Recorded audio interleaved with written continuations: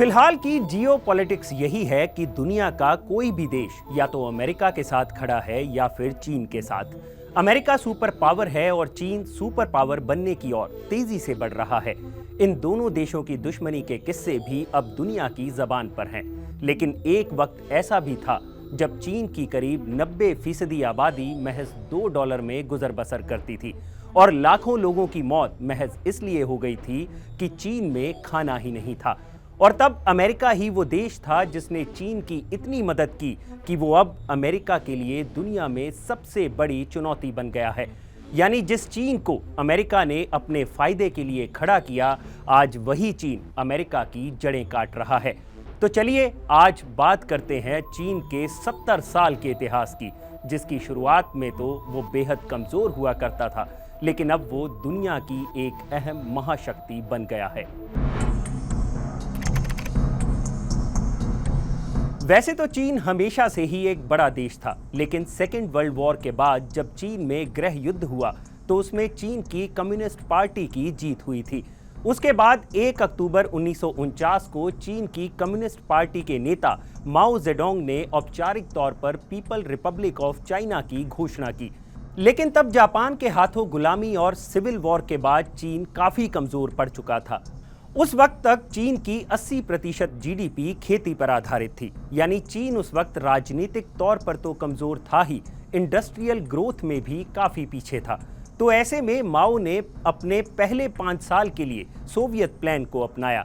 इसके तहत चीन के शहरों में हैवी इंडस्ट्री में खूब पैसा लगाया गया ताकि प्रोडक्शन को बढ़ाया जा सके। लेकिन माओ को धीरे धीरे समझ आ चुका था कि इंडस्ट्रियल ग्रोथ के लिए चीन के गांवों में रह रही आबादी का इसमें सहयोगी होना जरूरी है।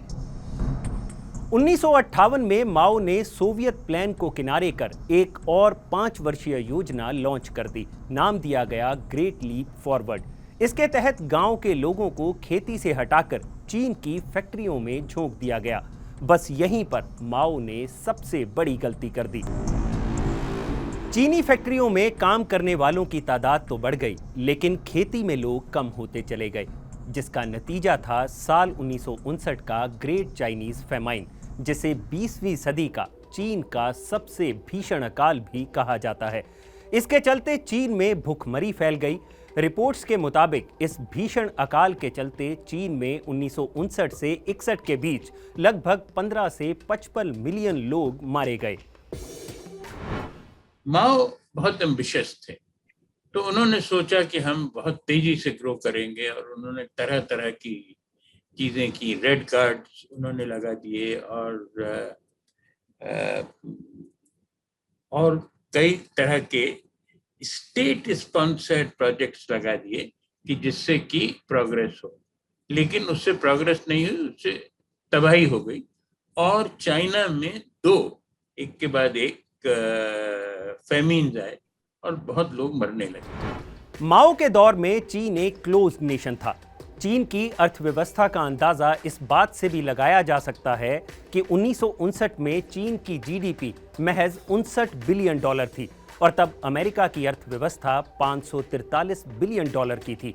वजह भी साफ थी, चीन के दरवाजे बाहरी दुनिया के लिए बहुत कम खुले थे। यानी उस वक्त तक चीन हर चीज के लिए अपने भीतरी सोर्स पर ही निर्भर था। माओ के काल में ना तो कोई स्टॉक एक्सचेंज था और ना ही पश्चिमी देशों के साथ किसी तरह के रिश्ते बनाने पर जोर दिया गया। चीन के लोग दुनिया से बिल्कुल कटे हुए थे, जिसका सबसे बड़ा कारण माओ का कल्चरल रेवोल्यूशन भी था। इसके जरिए माओ की गलत नीतियों के खिलाफ बोलने वालों को सजाए मौत दी जाती थी। इस कल्चरल रेवोल्यूशन के दौरान कम्युनिज्म की जड़ों को गहरा करने की कोशिश की गई, लेकिन चीन की इकोनॉमी लगभग डूब चुकी थी और दुनिया ने चीन को तकरीबन भुला दिया था। और यहीं पर होती है अमेरिका की एंट्री। सडनली निक्सन चुनाव जीत गए और प्रेसिडेंट हो गए। जब वो प्रेसिडेंट हो गए तो सब लोगों ने सोचा कि ये हमारा ऑफिशियल लाइन है। जो ऑफिशियल लाइन नहीं था, उनकी पार्टी में काफी प्रोटेस्ट हो रहा था निक्सन की पार्टी में।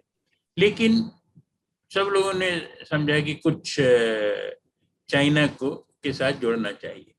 वो अमेरिका की मीटिंग में पहुंच गए पाकिस्तान ने उनकी मदद की, याहिया खान ने उनकी मदद की। वो लोग गए उस समय बांग्लादेश, तब बांग्लादेश नहीं था, पाकिस्तान था, और वहां से वो लोग चाइना गए और वहां पर मीटिंगें हुई माओ के साथ। इस बीच में हम चाइना चले। चाइना में जब अमेरिका के लोग आने लगे, अमेरिका की थ्योरी आने लगी, तो चाइना में रिवोल्ट हो गया। अमेरिका का सबसे बड़ा दुश्मन सोवियत यूनियन था और दुनिया शीत युद्ध झेल रही थी। सोवियत यूनियन के खिलाफ रणनीति के तौर पर अमेरिका ने गरीब चीन का इस्तेमाल करने का प्लान बनाया और इसी प्लान के तहत 1972 में अमेरिकी राष्ट्रपति रिचर्ड निक्सन चीन पहुंचे और ऐसा करने वाले वो पहले अमेरिकी राष्ट्रपति थे। माओ ने भी दिलचस्पी दिखाई, लेकिन थोड़ा अलग हटकर। उन्होंने एक नई थ्योरी दी जिसे नाम दिया थ्री वर्ल्ड्स थ्योरी। इसके जरिए माओ ने सपना दिखाया कि चीन के साथ ही दुनिया के दूसरे विकासशील देश जो ना तो अमेरिका के साथ हैं और ना ही सोवियत यूनियन के साथ, वो मिलकर इन दोनों महाशक्तियों का मुकाबला करेंगे। लेकिन माओ का सपना पूरा हो पाता इससे पहले ही 9 सितंबर 1976 को उनकी मौत हो गई।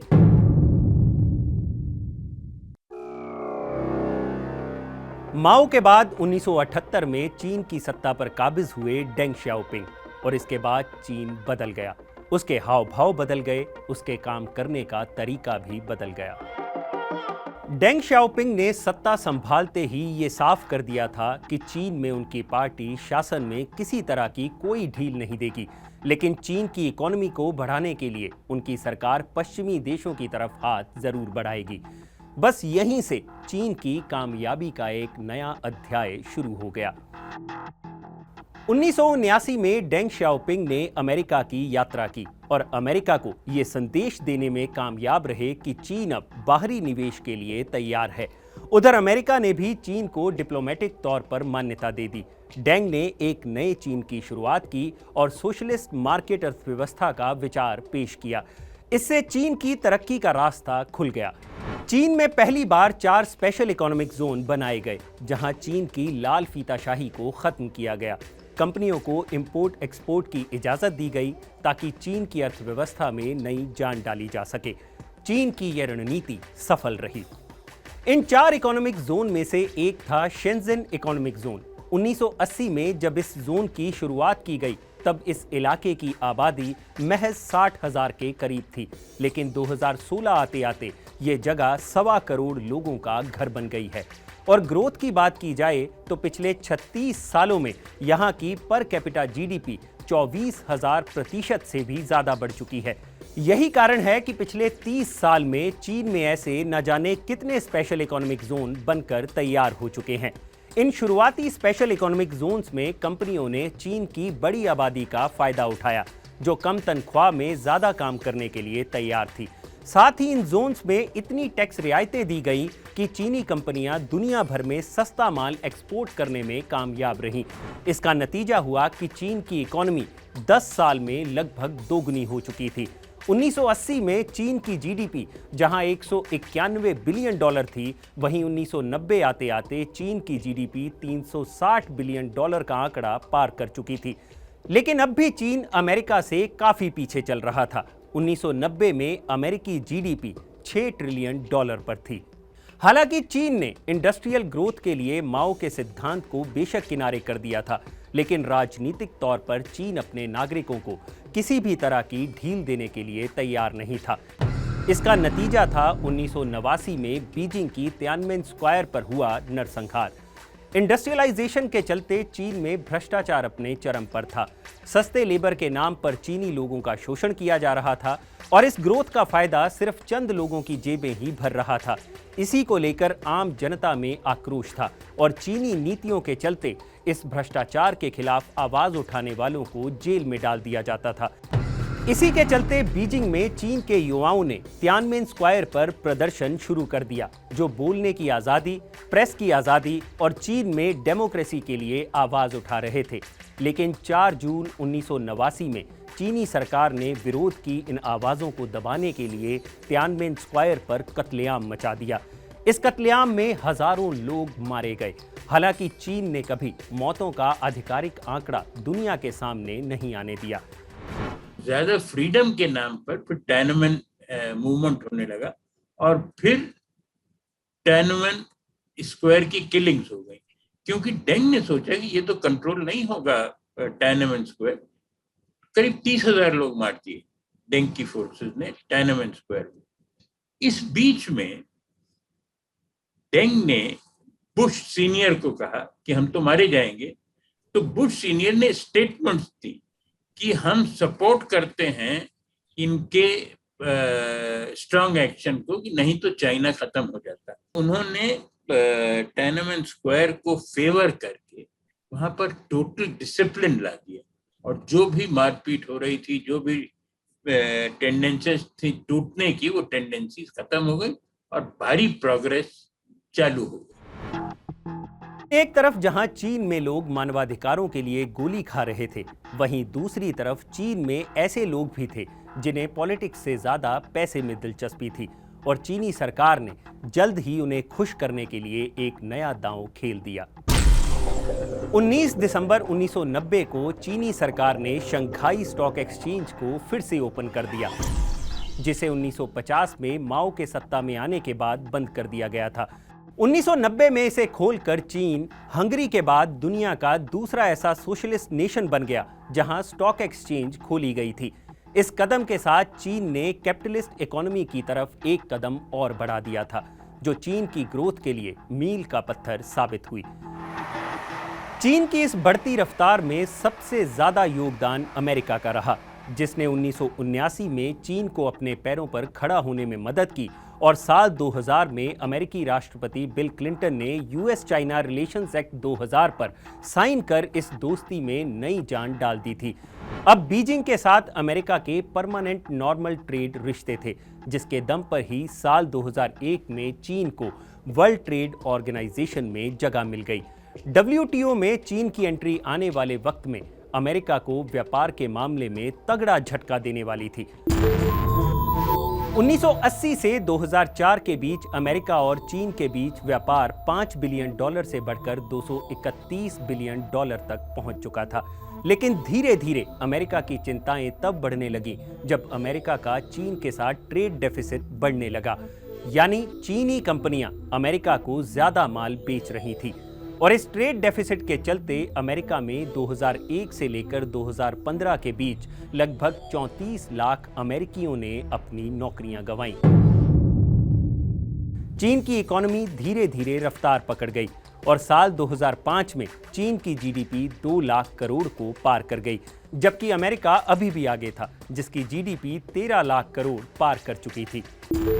फिर आया साल 2008। दुनिया भर में मंदी का दौर शुरू हुआ। ये सदी की सबसे भयानक मंदी थी, जिसने पूरी दुनिया की अर्थव्यवस्थाओं को घुटनों पर ला दिया था। इन हालातों का चीन पर भी बहुत गहरा असर पड़ा, क्योंकि चीन की अर्थव्यवस्था एक्सपोर्ट पर ही निर्भर थी, जो बिल्कुल ठप हो गया। चीन की हजारों फैक्ट्रियां बंद हो गईं और लाखों लोगों को अपनी नौकरी गंवानी पड़ी। हालात ये हो गए कि चीन के पैरामाउंट लीडर हू जिनताओ को अर्थव्यवस्था को संभालने के लिए $586 बिलियन का बेल आउट देना पड़ा। हालांकि इससे चीनी कंपनियां फिर से अपने पैरों पर खड़ी हो गई और चीन ने पश्चिमी देशों के अलावा एशियाई देशों में भी एक्सपोर्ट पर ध्यान देना शुरू कर दिया। और चीन के लिए अगली मार्केट थी भारत। 2009 में चीन जहां 5 लाख के जीडीपी मार्क को पार कर चुका था, वहीं भारत की अर्थव्यवस्था $1.34 लाख का आंकड़ा छू चुकी थी।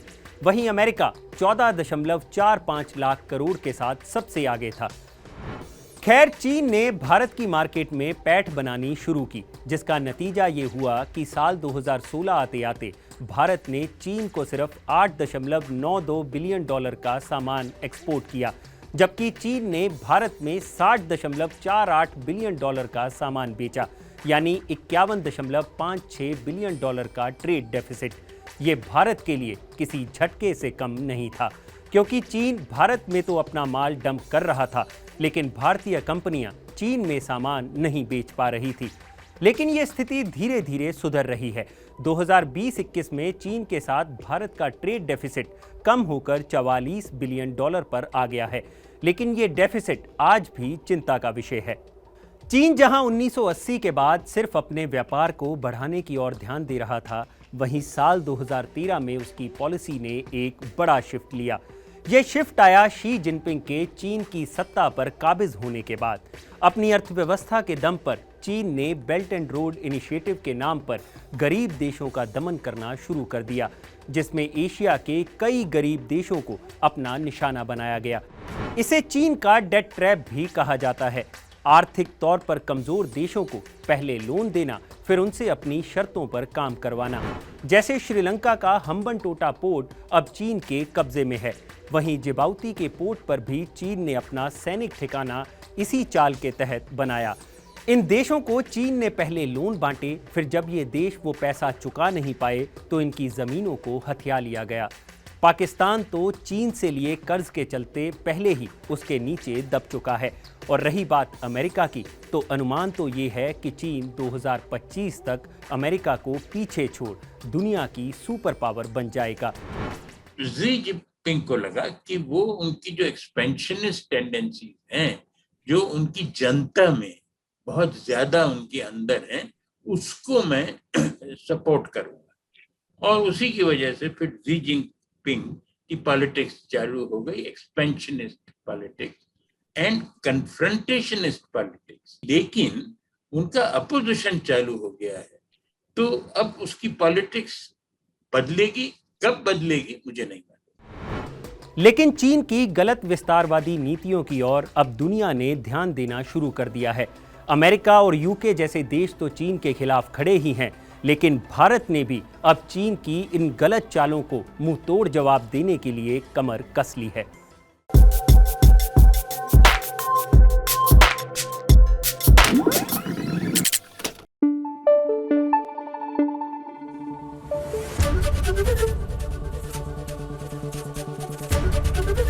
एबीपी न्यूज आपको रखे आगे।